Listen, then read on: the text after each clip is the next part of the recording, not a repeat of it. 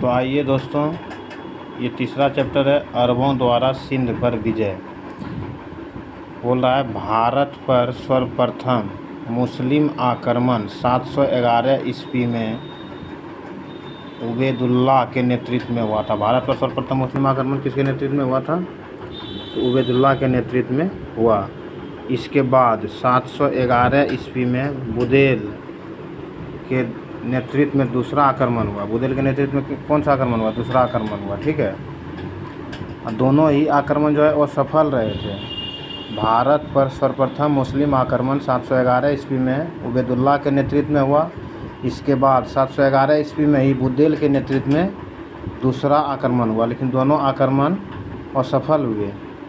712 ईस्वी में मोहम्मद बिन कासिम के नेतृत्व में पहला सफल मुस्लिम आक्रमण भारत पर हुआ था। भारत पर पहला सफल मुस्लिम आक्रमण कब हुआ था? तो 712 ईस्वी में मोहम्मद बिन कासिम के नेतृत्व में। उस समय सिंध पर किसका शासन था? दाहिर का शासन था। उस समय सिंध पर जो है दाहिर का शासन था, जो राजा चच का वंशज था। जो राजा किसका वंशज था? चच का वंशज था।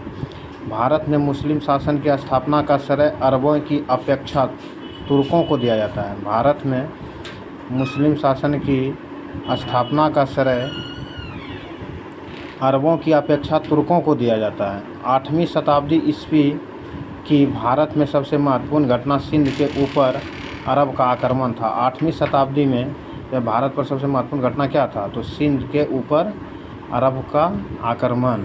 सिंध की राजधानी कहाँ थी? ब्राह्मणबाद या आरो थी। सिंध की राजधानी कहाँ थी? ब्राह्मणबाद या आरो। अरबों के सिंध विजय वृत्तांत चचनामा नामक ग्रंथ में वर्णित है। अरबों के सिंध विजय के वृत्तांत किस में वर्णित है? चचनामा नामक ग्रंथ में, जिसकी रचना किसने किया था? अली अहमद ने किया था। चचनामा, ये जो चचनामा है ना, चचनामा की रचना किसने किया? अली अहमद ने किया था।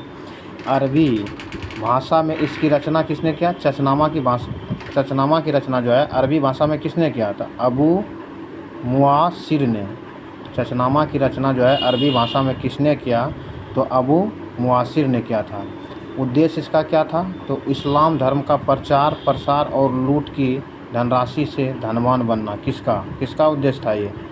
तो मोहम्मद बिन कासिम का उद्देश्य था कि इस्लाम धर्म का प्रचार प्रसार और लूट की धनराशि से धनवान बनना। मोहम्मद बिन कासिम 713 ईस्वी में मुल्तान का विजय किया। मोहम्मद बिन कासिम जो है 713 में मुल्तान का विजय किया। यहाँ से उसे अत्यधिक सोना मिले, जिस कारण मुल्तान को स्वर्ण नगरी के नाम से जाना जाता है। अच्छा, मुल्तान को किस नाम से जाना जाता है? स्वर्ण नगरी के नाम से जाना जाता है। अच्छा, क्यों जाना जाता है? क्योंकि वहाँ से जो है जब मोहम्मद बिन कासिम 713 में वहाँ पे आक्रमण किया ना, तो मुल्तान जीत लिया और वहाँ से अत्यधिक सोना मिला उसे, इसीलिए इसे मुल्तान को स्वर्ण नगरी के नाम से जानते हैं।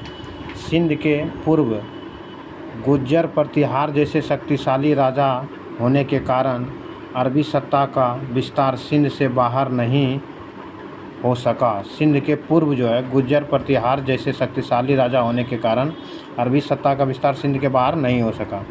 714 में अरब जगत में राजनीतिक संकट उत्पन्न होने के कारण मोहम्मद बिन कासिम वापस अरब बुला लिए गए एवं रास्ते में ही उसका हत्या हो गया। 714 ईस्वी में अरब जगत में एक राजनीतिक संकट उत्पन्न हुआ, जिसके कारण मोहम्मद बिन कासिम को अरब बुला लिया गया, लेकिन उसका जो है रास्ते में ही हत्या कर दिया गया। मुल्तान एवं सिंध के अरबी लोग अस्थायी रूप से रहने लगे। मुल्तान एवं सिंध में अरबी लोग अस्थायी रूप से रहने लगे और करमातिया नामक एक संप्रदाय का उदय हुआ। नोट: अरबों को यह श्रेय दिया जाता है कि उसने चीन द्वारा अधिकृत कागज़, कपास, छपाई खाना, बारूद आदि के ज्ञान को यूरोप पहुंचाया था। अरबों को यह श्रेय दिया जाता है कि उसने चीन के द्वारा आविष्कृत कागज़, कपास, छपाई खाना,